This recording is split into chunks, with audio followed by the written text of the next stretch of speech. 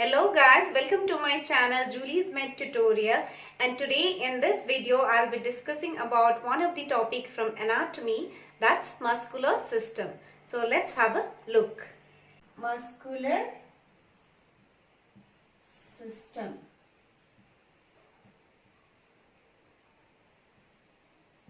This muscular system always works in coordination with skeletal system.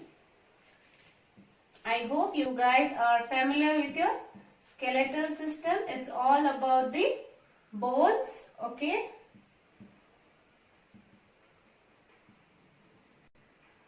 Now let's see what we call the study of muscle.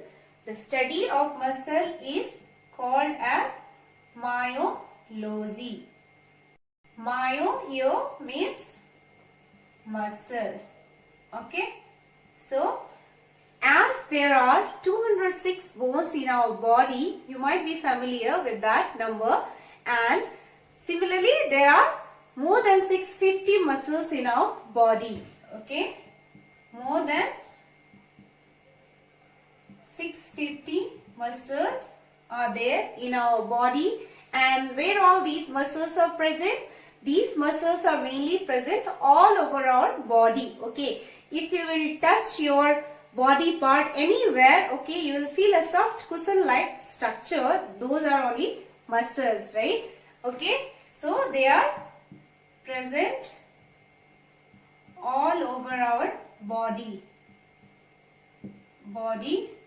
and also these muscles are present inside our body in the internal organs or visceral organs. What are these internal or visceral organs in our body?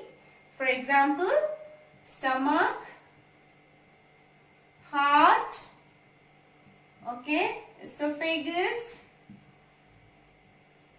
blood vessels, bladder, and like this many more internal organs are there, and these muscles are also present in the walls of these visceral organs, okay, fine. Now what are the functions of this muscular system? This muscular system is mainly responsible for motion in different parts of the body,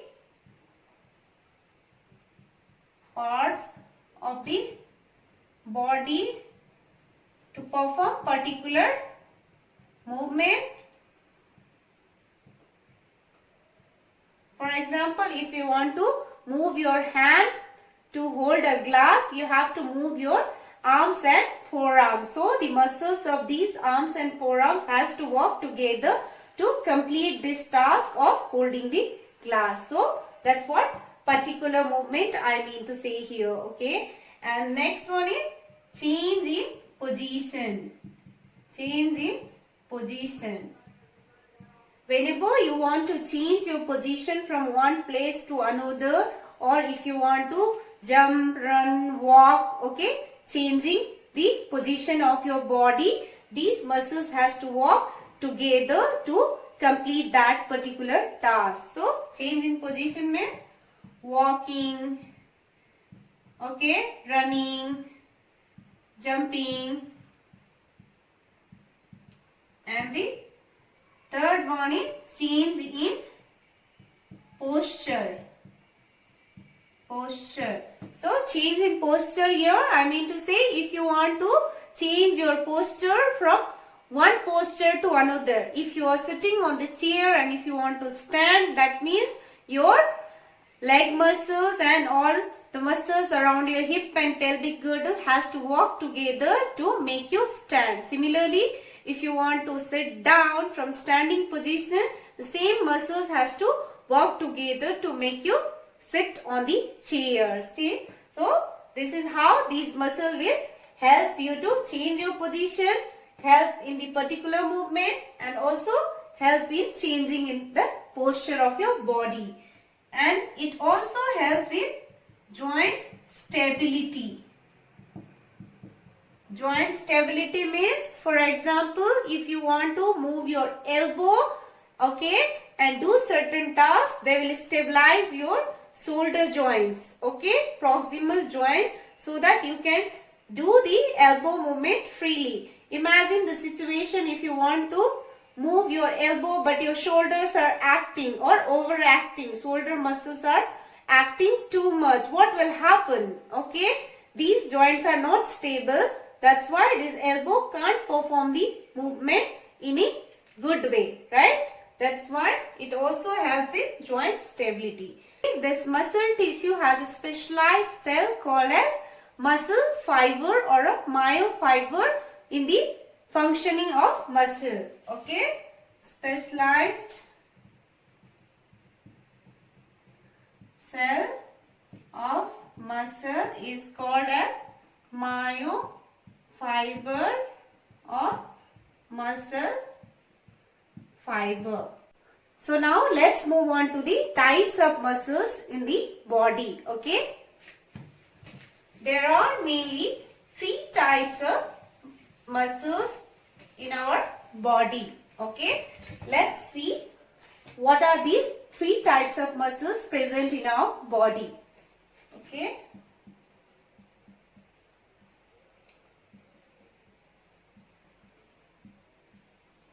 first one is skeletal muscle.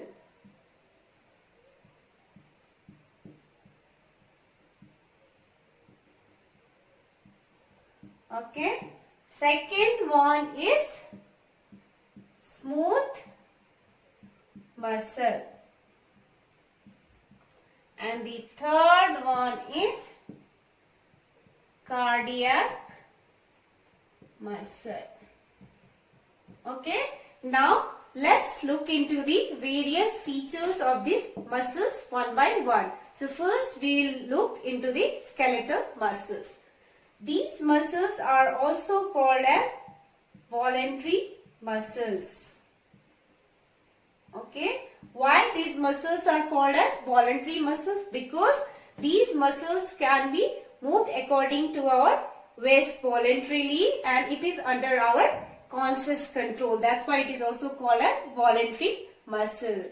Now the second point is these muscles, by name itself it suggests they are attached to the skeleton, that is attached to the bones. Okay, here I'll make a rough sketch.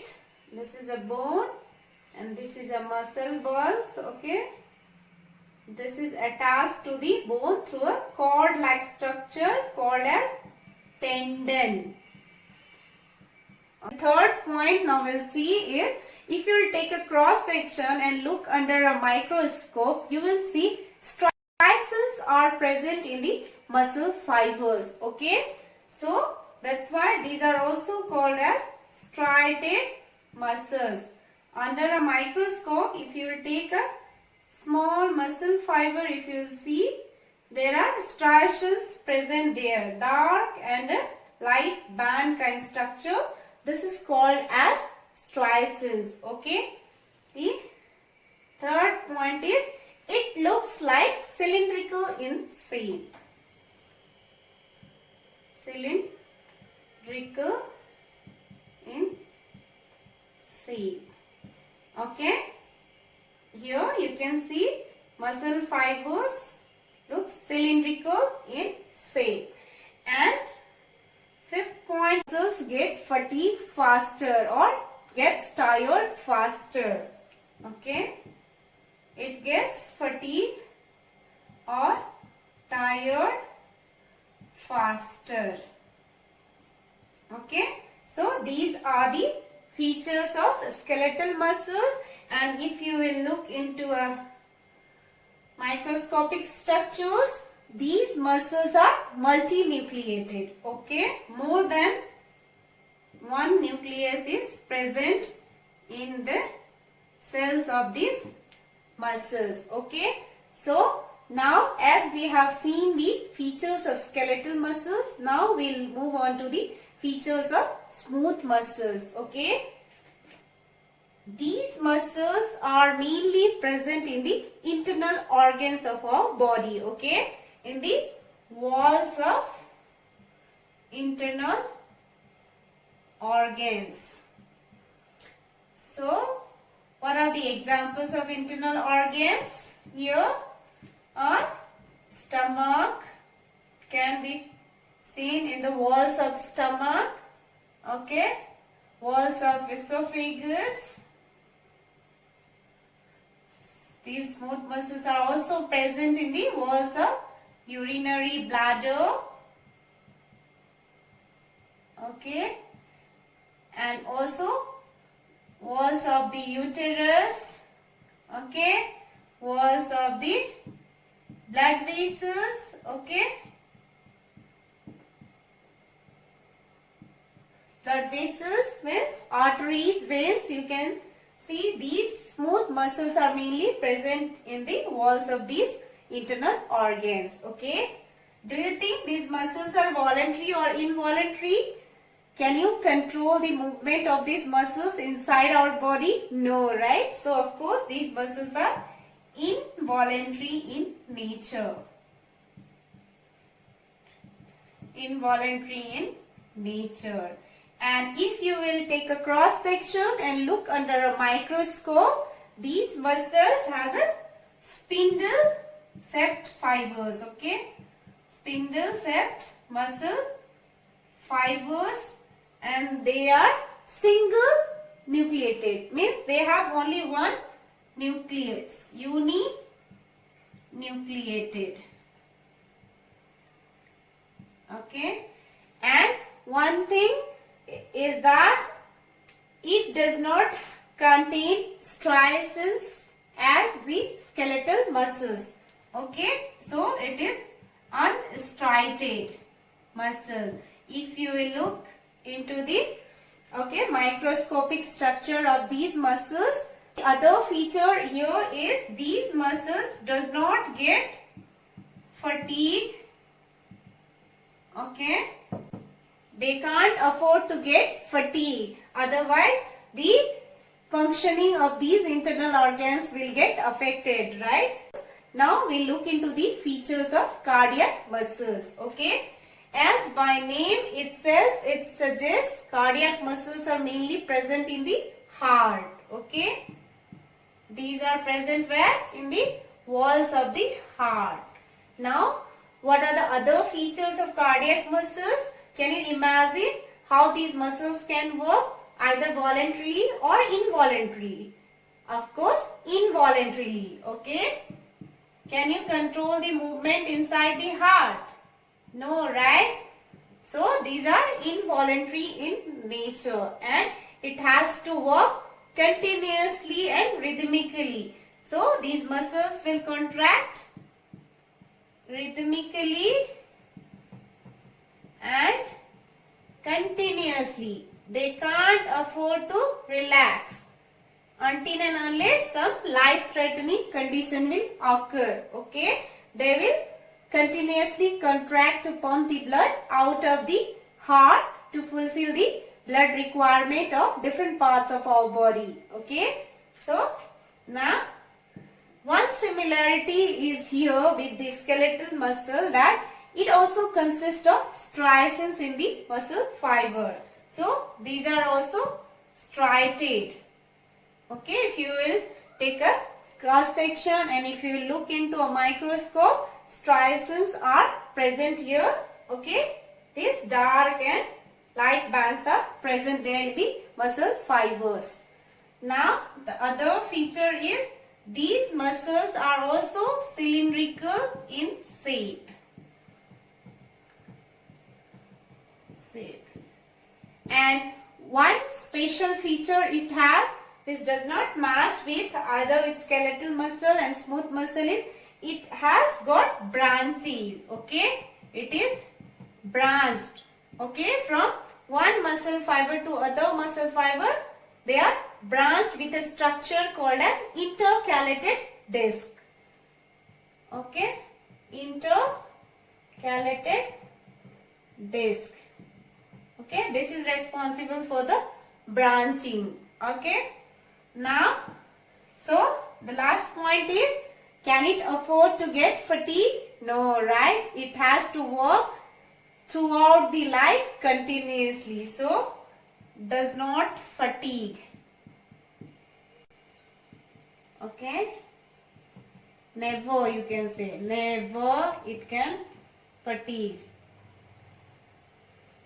These are the different features of muscles. Okay. So today we saw what are muscles, where are these muscles present. Okay. Different types of muscles present in our body, their features. Okay.